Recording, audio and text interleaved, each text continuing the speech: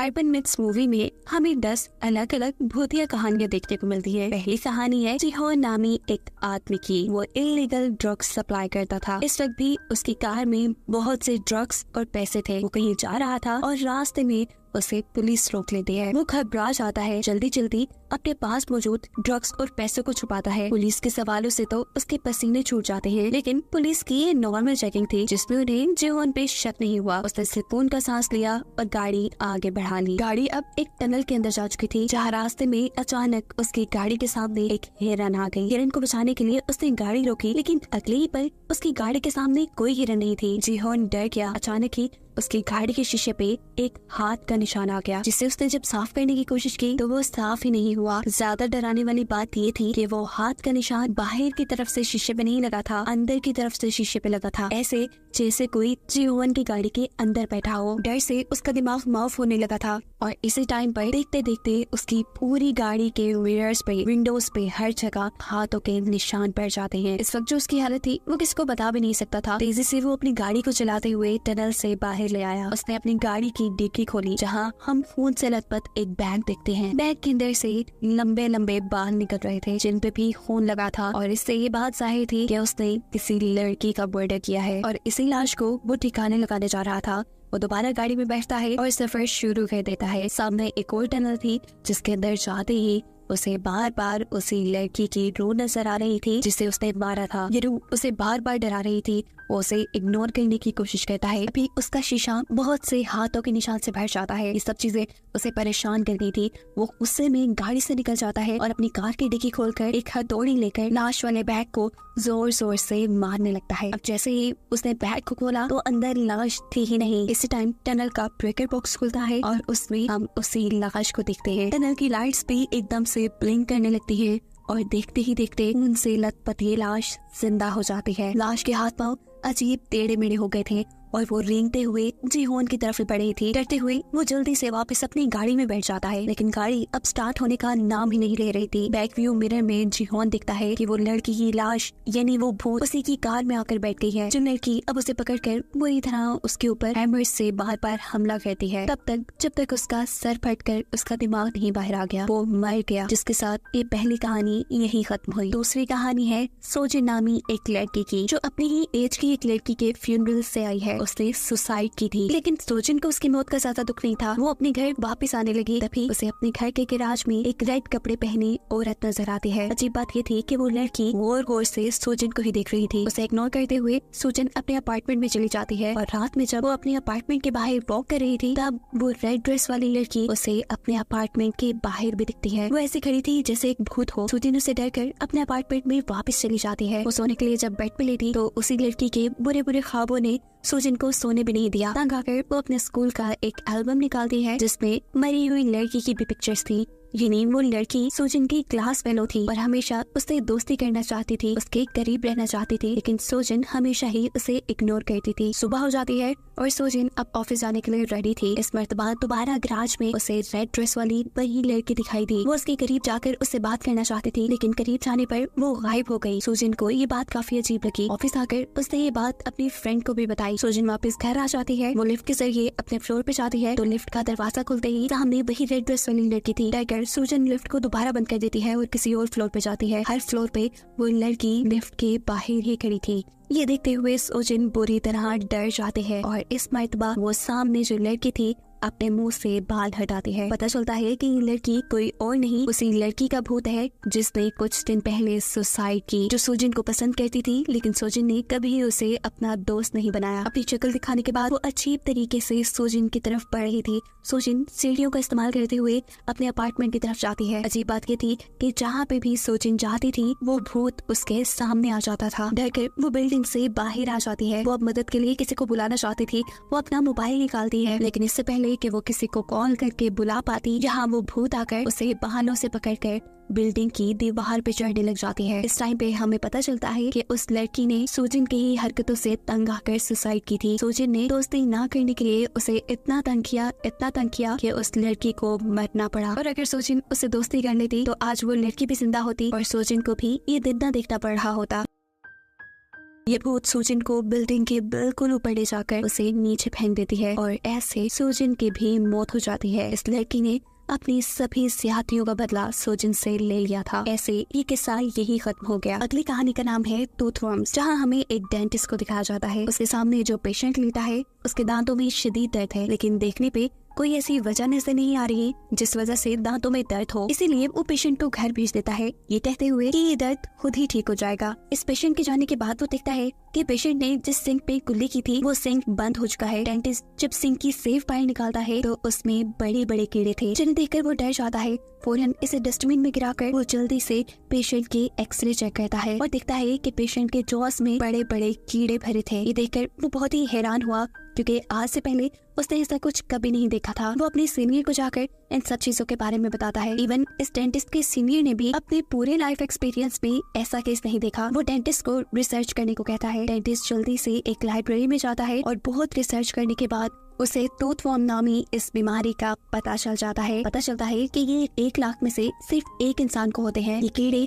बहुत ही खतरनाक और जानलेवा होते हैं। पहले जिस इंसान के अंदर इन कीड़ों को देखा गया था वो इन कीड़ों की वजह से पागल हो गया, और अगर इन कीड़ों को रोका न जाए तो ये बीमारी दूसरे इंसानों में भी फैलने लग जाती है, किसी वबा की तरह। ऐसे में इंसानों की जानें खतरे में पड़ जाती है।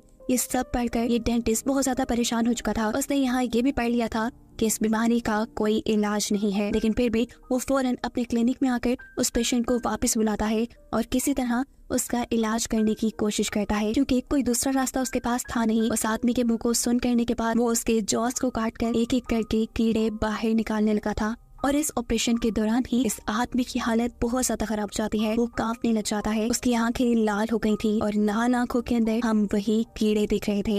यानी अब ये कीड़े उसकी पूरी बॉडी में फैल गए थे। डेंटिस्ट जो उसका इलाज करना चाहता था उसे पता चल जाता है कि अब इस आदमी का इलाज मुमकिन नहीं, क्योंकि ये कीड़े उसके दिमाग तक पहुंच गए हैं। कुछ ही सेकंड में ये आदमी एक ज़ॉम्बी में बदल जाता है और अपने ऊपर से कंट्रोल खोते हुए इस डेंटिस्ट के ऊपर हमला कर देता है। वो इस डेंटिस्ट की गर्दन पे बुरी तरह काट चुका था। डेंटिस्ट को छोड़ते ही वो डेंटिस्ट की असिस्टेंट को भी काट लेता है। यहाँ डेंटिस्ट देखता है कि कीड़े उसके जिस्म में भी आ गए थे, यानी वो भी अब इस बीमारी से इन्फेक्टेड हो चुका था। सिर्फ वही नहीं, उसकी असिस्टेंट भी इसी बीमारी से इन्फेक्टेड हो गई थी। अपने आप को इस बीमारी से बचाने के लिए वो अपना जबड़ा काटने लगता है, लेकिन देखते ही देखते कीड़े उसकी आंखों तक भी चले जाते हैं। देखते ही देखते वो भी एक ज़ॉम्बी बन गया और उसकी असिस्टेंट भी एक ज़ॉम्बी बन गई। अब उनके अंदर सोचने समझने की सलाहियत नहीं है। अब ये लोग और लोगों को भी इन्फेक्टेड करेंगे और ये दुनिया खतरे में पड़ जाएगी। और इस अजीब एंडिंग के साथ ये कहानी भी यही खत्म होती है। अगली कहानी के अंदर हमें 2 लड़कियों को दिखाया जाता है जो आपस में बहुत ही अच्छी दोस्त हैं। ये दोनों हर काम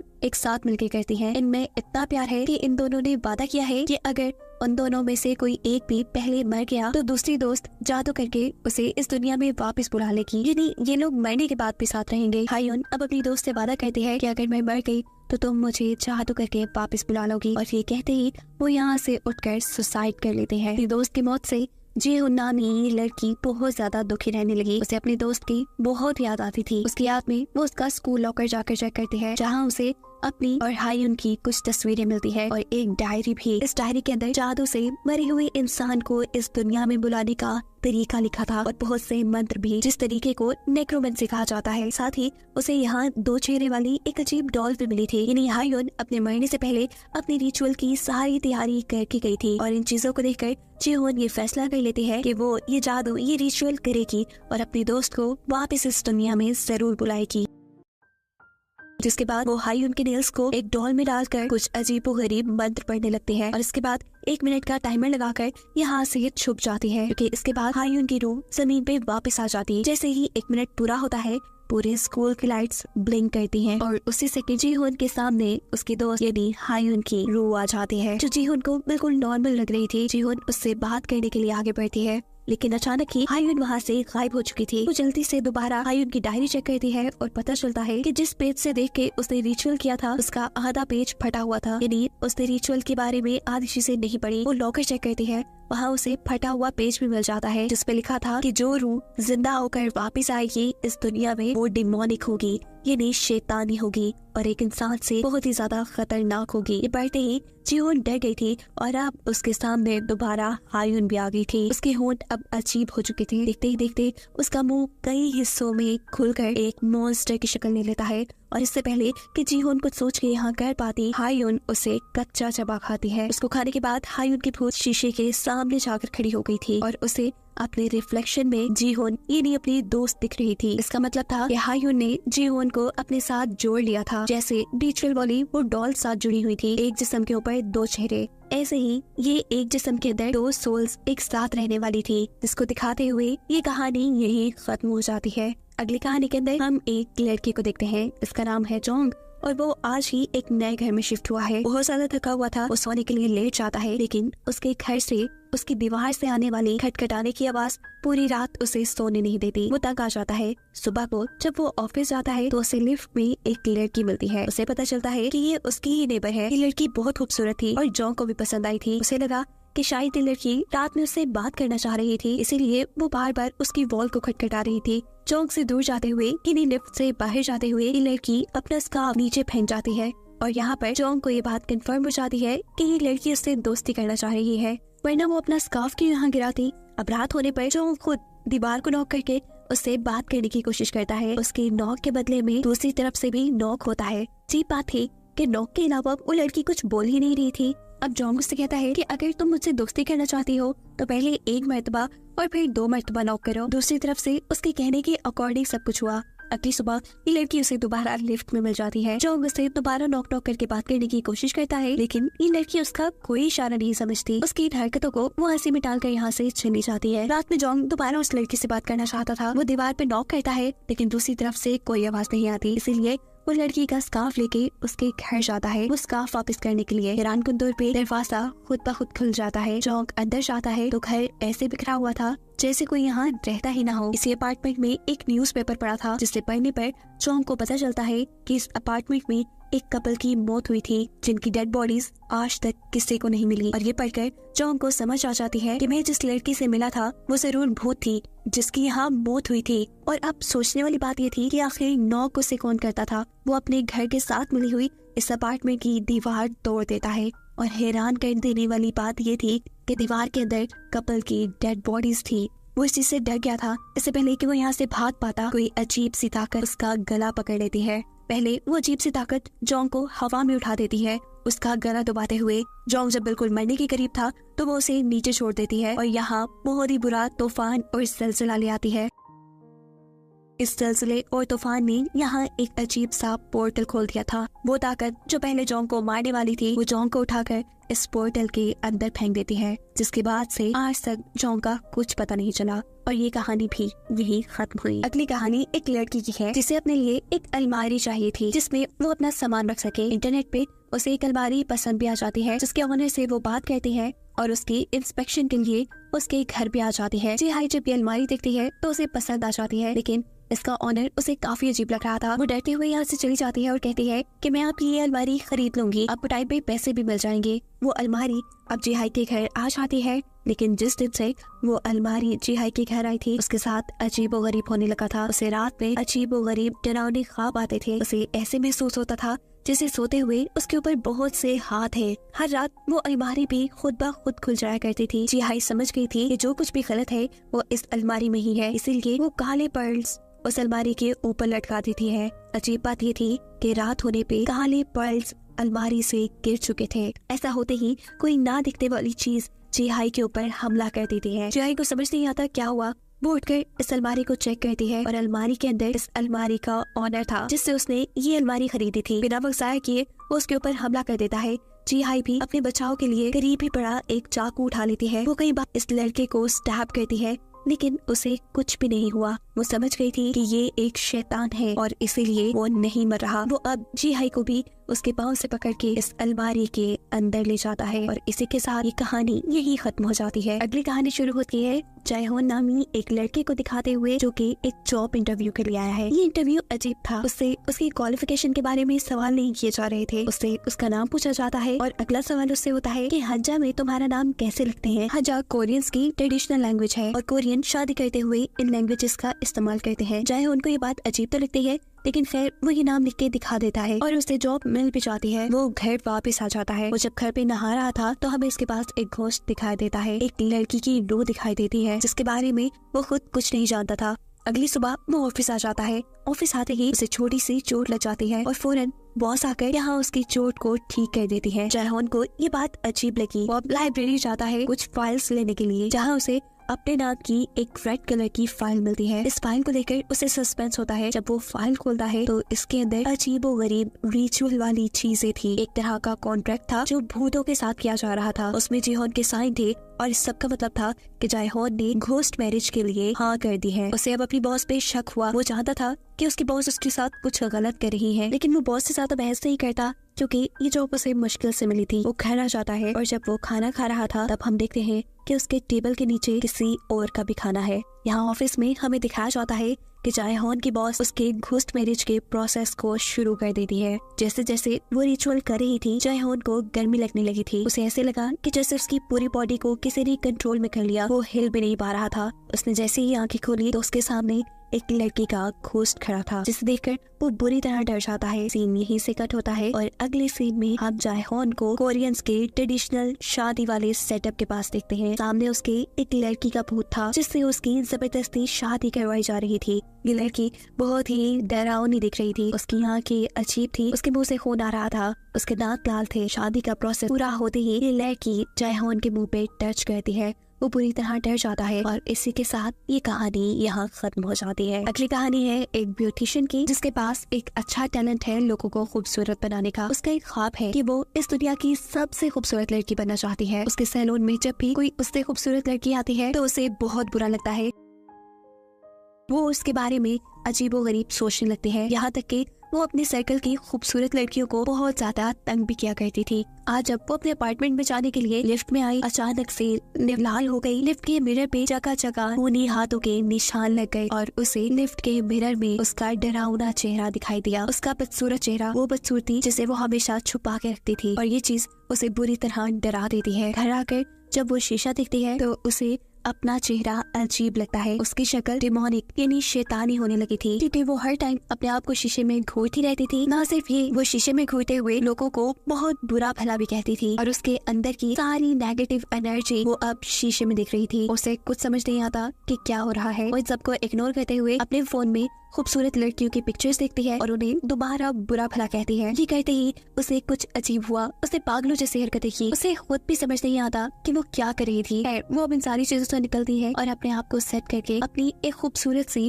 फिल्टर्स वाली पिक्चर बनाती है ताकि वो उसे इंटरनेट पे अपलोड कर सके। लेकिन आज उसकी पिक्चर उसकी नहीं, किसी शैतानी लड़की की लग रही थी, जिसे देखकर वो डर जाती है। उसका फोन भी उसके हाथ से गिर गया। वो मोबाइल उठाकर दोबारा देखती है और इस मर्तबा मोबाइल में से एक खौफनाक हाथ निकलकर उसके मुंह के ऊपर हमला कर देता है। वो उसका मुंह नोच लेता है। ये असल में उसकी अपनी ही नेगेटिव रूह का हाथ था। उसका चेहरा अब बदसूरत हो गया था, जिसे देखते ही वो बेहोश हो जाती है। दिखाया जाता है कि अब उसके मोबाइल से उसकी ही एक अजीब डरावनी सी पिक्चर बनकर इंस्टाग्राम पे अपलोड हो चुकी है। यानी जिस खूबसूरती के पीछे वो पागल थी, जो खूबसूरती उसका गरूर थी, आज उसका सारा गरूर पानी में मिल गया। और इसके साथ ये कहानी भी यही खत्म होती है। अगली कहानी के शुरू होते ही हम एक वेयर हाउस के अंदर बहुत से स्टैचूज देखते हैं। हम एक चेन नामी लड़का और एक सिक्योरिटी गार्ड देख रहे थे। सिक्योरिटी गार्ड चेन को बताता है कि कभी कभार ये सारे स्टैचूज ऐसे बिहेव करते हैं जैसे ये जिंदा हो। चेन को उसकी बात पे यकीन नहीं आता। तभी अचानक उसे पीछे से कोई आवाज आती है और वो देखता है कि एक स्टैचू अजीब सी हालत में है। डरकर चेन यहाँ से बाहर निकल जाता है। उसके बाहर निकलने के बाद हम देखते हैं वही स्टैचू गर्दन घुमाकर उसी को देख रहा था। यानी सिक्योरिटी गार्ड जो कहानी चेन को सुना रहा था वो सच थी। यहाँ से बाहर निकलने के बाद वो देखता है कि उसके बॉस किसी आदमी के साथ पार्क में बैठे थे। चेन को देखकर बॉस के साथ बैठा हुआ आदमी अपनी गर्दन को पूरी तरह घुमाकर पीछे कर लेता है। चेन देखता है कि वो कोई आदमी नहीं बल्कि एक स्टैचू था जो किसी जिंदा आदमी की तरह बिहेव कर रहा था। ये देखकर वो डर जाता है। भागकर वो अपने घर आ चुका था और अब वो इंटरनेट पे उस वेयर हाउस के बारे में सर्च करता है, जहाँ उसे पता चलता है कि उस वेयर हाउस के ऑनर के पास ही कुछ अजीबोगरीब पावर्स हैं, जिससे वो एक जिंदा इंसान को एक स्टैचू में बदल देते हैं। और पढ़ने पे उसे पता चलता है कि अक्सर लोग इस चीज को सिर्फ एक कहानी ही मानते हैं, क्योंकि आज तक किसी को इस बात का कोई प्रूफ नहीं मिला, यहाँ तक कि पुलिस को भी नहीं। चैन को भी इन बातों पे यकीन नहीं आया था। अगले दिन रात को दोबारा जब वेयर हाउस से काम करने के बाद चैन घर आ रहा था तो उसे अपने बॉस के पास वही इंसान बैठा हुआ नजर आता है। इंसान नहीं बल्कि स्टैचू, जिस स्टैचू ने पिछले दिन गर्दन घुमाई थी आज वो पूरा का पूरा खड़ा होकर चलते हुए चेन के सामने आ चुका था, जिसे देखकर चेन बुरी तरह डर जाता है। अपनी जान बचाते हुए वो वहाँ से भागता है, लेकिन ये स्टैचू भी पागलों की तरह उसके पीछे पड़ चुका था। अपनी जान बचाते हुए चेन एक अंडरग्राउंड जगह पे आता है, जहाँ उसके सामने उसी के वेयरहाउस के बहुत से स्टैचूज खड़े थे। भागने के सभी रास्ते खत्म हो चुके थे। वो पीछे मुड़ के देखता है, जो जिंदा स्टैचू उसका पीछा कर रहा था वो वहीं खड़ा था। चेन डर कर उसे धक्का देकर गिरा देता है। गिरने पे ये स्टैचू टूट गया और इसके अंदर से खून भी आ रहा था। वो जब तेजी से भाग रहा था तो उसे भागते हुए मुश्किल महसूस होती है। रुककर वो देखता है कि उसके हाथ स्टैचू जैसे बन रहे थे, उसके पाँव भी। उसके सामने अब उसके बॉस थे, जो उसे कहते हैं कि तुम मेरी स्टैचूज के कलेक्शन में काफी अच्छे लगोगे। उसके ये बात कहते ही देखते चेन एक जिंदा स्टैचू में बदल कर रह जाता है, जिसे दिखाते हुए ये कहानी यही खत्म हो जाती है। नई कहानी के अंदर हम 3 दोस्तों के एक ग्रुप को देखते हैं।